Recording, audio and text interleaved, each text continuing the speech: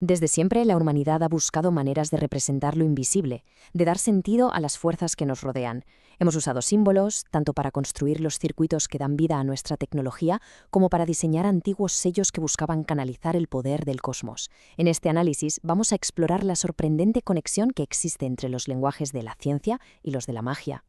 Fíjense en estos dos diagramas. A primera vista parecen venir de mundos completamente opuestos. A la izquierda lo que vemos son sellos mágicos sacados de prácticas esotéricas.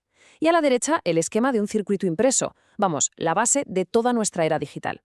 Lo realmente fascinante es que ambos provienen del mismo documento original, lo que nos obliga a plantearnos una pregunta. ¿Qué pueden tener en común? Y es que este paralelismo visual no es una simple coincidencia, nos empuja a cuestionar la propia estructura de nuestro conocimiento. Y si la ciencia y la magia no son más que dos dialectos diferentes, dos dialectos de un lenguaje humano universal que busca, en el fondo, lo mismo, crear un mapa de la realidad. Esa pregunta, precisamente, nos lleva a nuestro primer gran tema, ese impulso tan fundamentalmente humano de diagramar el mundo, de crear lenguajes simbólicos para poder comprender y manejar las fuerzas que nos rodean.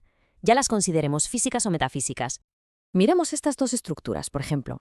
A la izquierda, un talismán de la clavícula de Salomón, un grimorio, un libro de magia muy famoso que detalla cómo invocar y controlar ciertas entidades. A la derecha, algo tan moderno como una instalación eléctrica con forma de pirámide.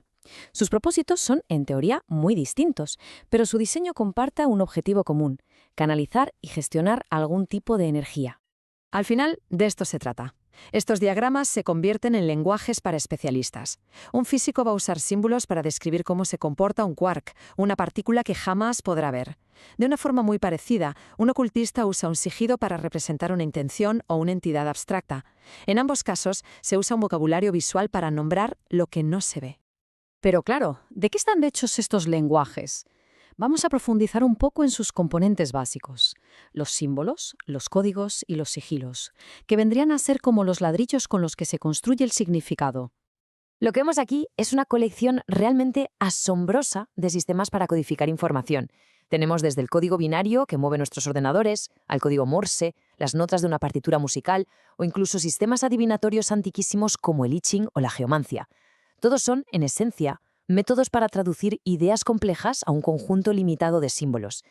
El código binario es, probablemente, el ejemplo moderno más potente que tenemos.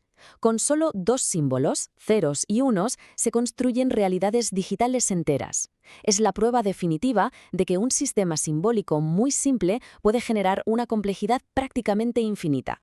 Pues bien, de una forma muy parecida, sistemas como la geomancia, que interpreta patrones que se forman al arrojar tierra, o el I Ching chino, que se basa en hexagramas, también utilizan un conjunto definido de patrones para codificar e interpretar la realidad. Buscan respuestas en lo que a primera vista parece aleatorio. Y aquí está la clave de todo esto.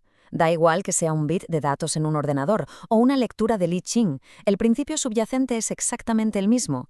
Estamos hablando de lenguajes con reglas internas, con su propia coherencia, y que están diseñados para ser interpretados, para extraer un significado a partir de patrones simbólicos.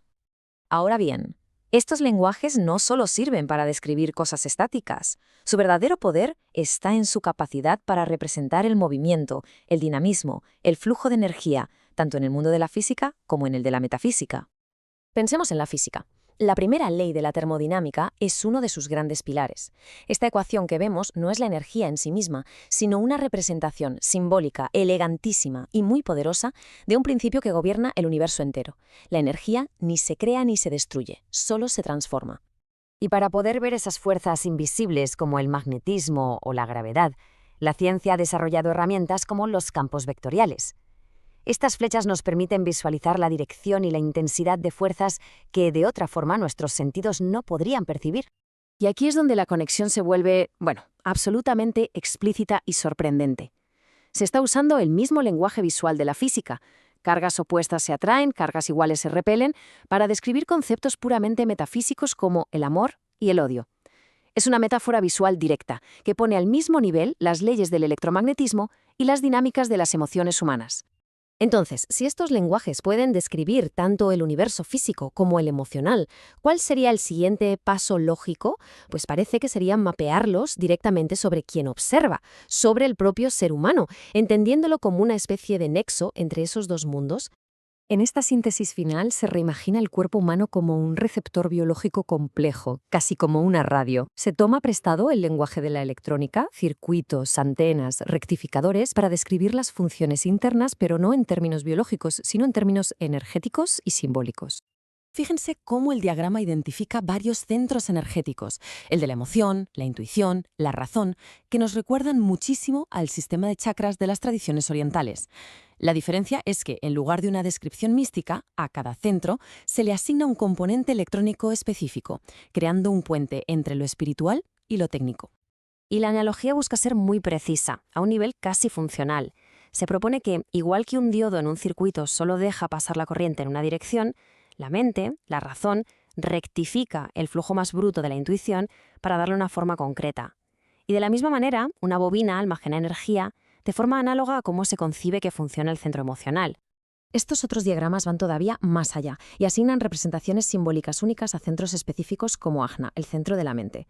El resultado es un híbrido visual fascinante que fusiona la iconografía de la tradición esotérica con la estética y la precisión del diseño técnico. Todo esto nos deja con una pregunta final que resuena con fuerza. ¿Son la ciencia y el esoterismo simplemente dos lenguajes distintos que han evolucionado en contextos diferentes, pero que intentan describir la misma inefable realidad?